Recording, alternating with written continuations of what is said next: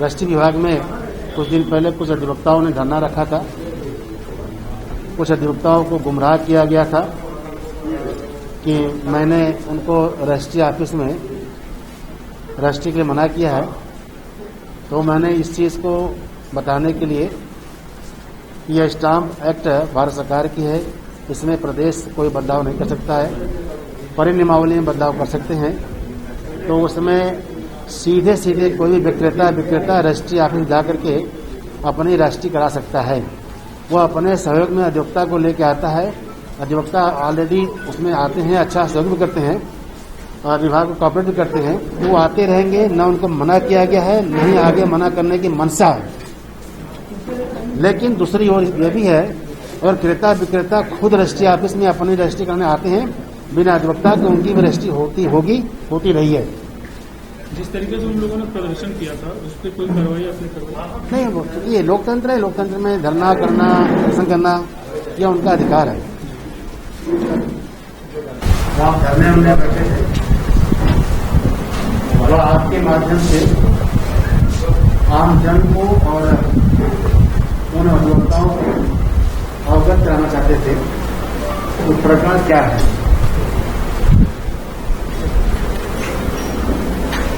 Registry stamp act, यह भारत सरकार की एक्ट है। इसमें नियम में कोई बदलाव स्टेट नहीं कर सकता है। इसमें बदलाव करेगा भारत सरकार करती है। कुछ परिनियमावली बनती है, वह स्टेट गवर्नमेंट बनाती है परिनियमावली अपने उपयोग के लिए। स्टाम्प एक्ट में पहले ये विभाग ये था, डिस्ट्रिक्ट जज के इसके जिले के मुखिया होते थे। बाद में इसको डिस्ट्रिक्ट जज के बजाय इसको बना दिया डीएम के अधीन कर दिया गया। कोई भी क्रेता विक्रेता जब कोई प्रॉपर्टी खरीदता है तो उसका पंजीयन कराता है कि हमने क्या चीजें डील की। जो चीजें कहा उसी को निबंधन यानी लिपिबद्ध कराता है, वही रजिस्ट्री होता है।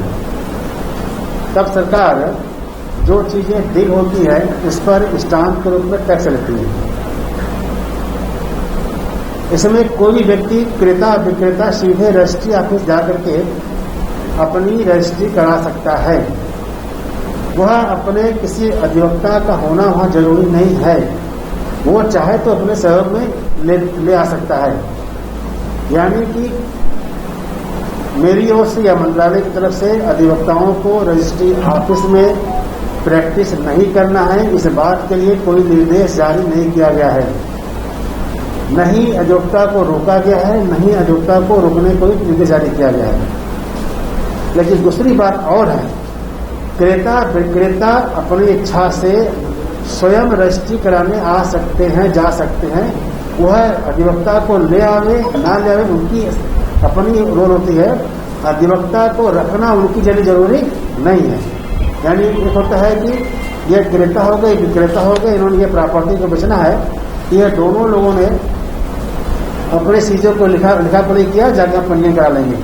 अधिवक्ता को लाना जरूरी नहीं है, लेकिन अगर लाते हैं तो कोई दिक्कत भी नहीं। ये इतनी चीज है। बस इसको लोगों ने मिसगाइड किया। कुछ राजनीतिक दल के लोग, जिन्हें राजनीति लोकतंत्र में जो न्यायपालिका में दूसरा महत्वपूर्ण पार्ट है अधिवक्ता का, इन लोगों को दलगत से सोच से बाहर होना चाहिए। लेकिन कुछ लोग जो विपक्षी दल के हैं वह अधिवक्ताओं को गुमराह कर रहे हैं कि रजिस्ट्री ऑफिस में हमने प्रतिबंध लगा दिया है अधिवक्ताओं को प्रैक्टिस करने के लिए। मैं बता दूं, न प्रतिबंध लगाया गया है, न कोई जारी किया गया निर्देश। यह पहले के जीवो में है, स्टाम्प एक्ट में भी है, और जो हमारा वकीलों का होता है, लाभ होता है, उनके में भी है। जैसे थोड़ा देर के लिए नगर निगम पीला कार्ड बनाना है तो आप अपना जाकर बना सकते हैं। लेकिन लोग क्या करते हैं, लगाते किसी अधिवक्ता को घर करता हूँ।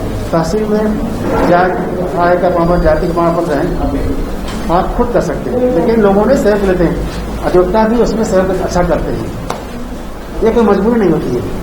तो इसी इसमें बस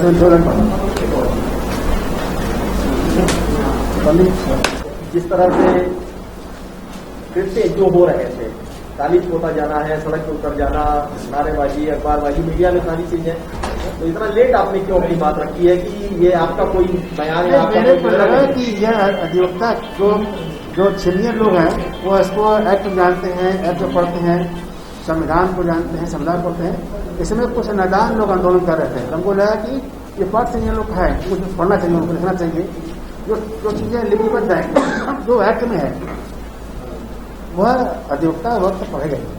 अब जिसको नादान कह रहे हैं वो आपके बार एसोसिएशन के पदाधिकारी भी हैं। अब ये होगा तो नहीं होगा, उनका पाठ है, लेकिन मेरा मानना है कि उनको पढ़ना चाहिए। जो आंदोलन करने गए थे उनको पढ़ना चाहिए। आपसे संपर्क करने की कोशिश की उन लोगों ने? भाई मंत्री की ऐसी क्या बातें हैं? हाँ, बाहर के एक अध्यक्ष ने फोन किया था, हमने बताया था उनको कि मैं कोई जारी किया निर्देश न जारी किया हूँ, न निर्देश जारी होने वाला है। दोनों पक्ष है कि अधिवक्ता प्रैक्टिस करे कोई दिक्कत नहीं है, लेकिन क्रेता विक्रेता अगर खुद करना चाहते हैं तो उसके लिए स्वागत है।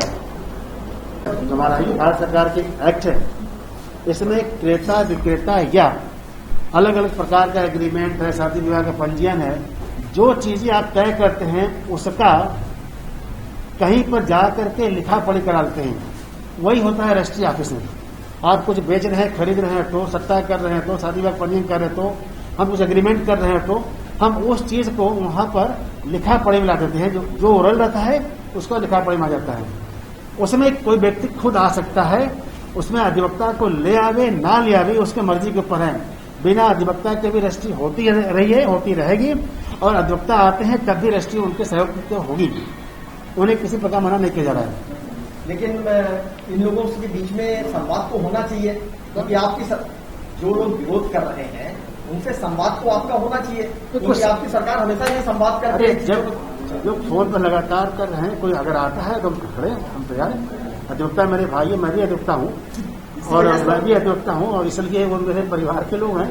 हमने कहा कुछ लोग जो विपक्षी दलों के हैं वह मिसगाइड होकर के गुमराह कर रहे हैं, उसको मैं आपके माध्यम से। सरकार में बैठे आप मंत्री हैं, बनारस से हैं, तो उनसे बात भी तो पहल आप भी तो कर सकते हैं। पहल तो हम करेंगे।